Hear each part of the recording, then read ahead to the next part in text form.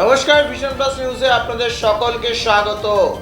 প্রবল বর্ষণে ভাসছে বাংলা, কিন্তু কলকাতা যখন ভাষা নিয়ে প্রশ্ন, উত্তর তখন অন্য কলকাতার মেয়রে। আজ দুপুরে প্রবল বৃষ্টিতে ভাসল কলকাতা। উত্তর থেকে দক্ষিণ সব জায়গাতেই জলমগ্ন এলাকা। উত্তর কলকাতার ঠনঠনিয়া কালীবাড়ি এলাকা জলমগ্ন, দক্ষিণ কলকাতার টালিগঞ্জ এলাকা জলমগ্ন। কিন্তু মেয়রের এক বক্তব্যে শোনা গেছে যে কলকাতায় জল জমে না। মেয়র নিজে মুখে বলেছে। কি বলেছেন মেয়র জল জমার পরিপ্রেক্ষিতে, শুনুন আপনারা। আমি 5টা থেকে 6টা দিন ড্রাই স্পেল পেলে কলকাতায় যে রাস্তাগুলো বৃষ্টির জন্য ভেঙে গেছে সেগুলো থাকবে না। 2 সপ্তাহ অনেক বেশি। 5টা দিন যদি ড্রাই থাকে, বৃষ্টি না পড়ে, তার কারণ হচ্ছে পিচের শত্রু হচ্ছে জল। যখনই জলের মধ্যে আমরা কাজ করতে যাচ্ছি, গুঁড়ো গুঁড়ো হয়ে চারিদিকে ছড়িয়ে যাচ্ছে। সেই জন্যে কমপ্লিট ড্রাই স্পেল 5টা দিন পেলে যে ড্যামেজটা হয়েছে এই হাজার বৃষ্টিতে, যেখানে অন্য অন্য হাইকোর্টেরা তারা কিছু বলছেন না। আহমেদাবাদ হাইকোর্ট বলছেন না, সুরাট হাইকোর্ট বলছেন না, ব্যাঙ্গালোর হাইকোর্ট বলছেন না, তারপর দিল্লি হাইকোর্ট বলছেন না যে এখানে জল জমে রয়েছে। কিন্তু ভালো, আমাদের হাইকোর্ট খুব অ্যাক্টিভ।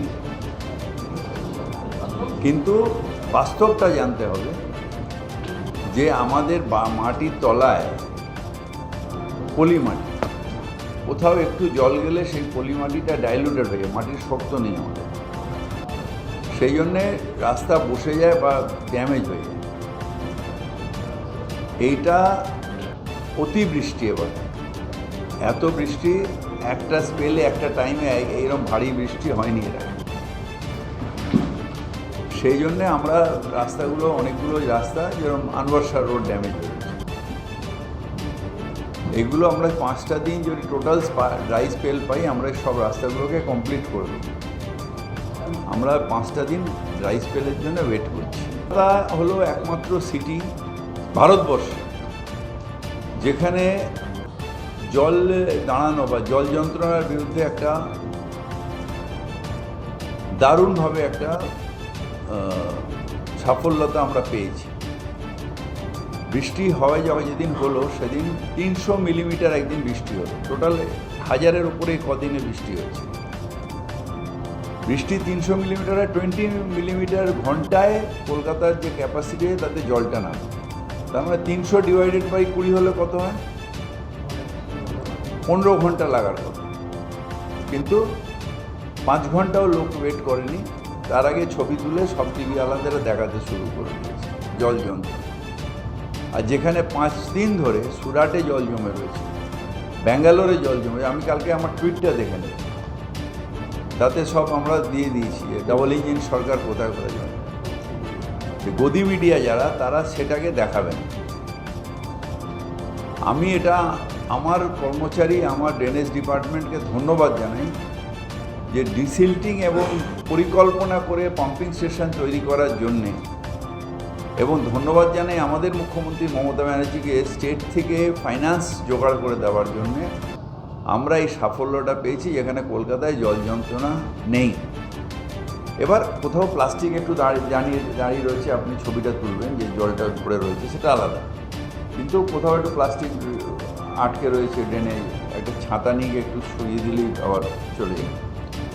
তো 21শে জুলাইয়েরও এত মানুষ আসবেন, নিশ্চিতভাবে আমাদের কনজারভেন্সির একটা দায়িত্ব আছে, আমাদের ড্রেনেজের দায়িত্ব আছে। আমরা এটা শুধু 21শে জুলাই বলে না, সারা বছর পালন করি এবং পালন করেও যাব। 22শে জুলাইও পালন করব। এই পরিপ্রেক্ষিত কথা নিয়ে বাংলায় এই যে জল জমার পরিস্থিতি, তা কিন্তু ক্রমশ ভয়ঙ্কর হচ্ছে। দেখা দিতে পারে ডেঙ্গু ম্যালেরিয়ার। এই ভয়ঙ্কর জল জমার পরিস্থিতি তার তীব্র যানজটের সৃষ্টি করছে রাস্তাগুলোর ওপরে। এবং শুধু তাই নয়, বিভিন্ন জায়গায় পানীয় জল থেকে ড্রেনেজ ব্যবস্থার কাজকর্ম হচ্ছে কলকাতা কর্পোরেশনে। এর ফলে বিভিন্ন জায়গার রাস্তা মজবুত হচ্ছে না। জল জমার কারণে রাস্তা ক্ষতি বাড়ছে, তার ফলে ধস নামার আশঙ্কা থাকছে বিভিন্ন রাস্তায়। পানীয় জলের কাজ এবং ড্রেনেজের কাজ চলার জন্য রাস্তাতে ক্ষয়ক্ষতির সংখ্যা আরও বাড়ছে। কিন্তু বৃষ্টির কারণে যে জল জমা হচ্ছে সেই জল নিকাশির ব্যবস্থা কতটা তৎপর থাকছে কলকাতা পৌরসভা, সেই দিকেই থাকছে প্রশ্ন।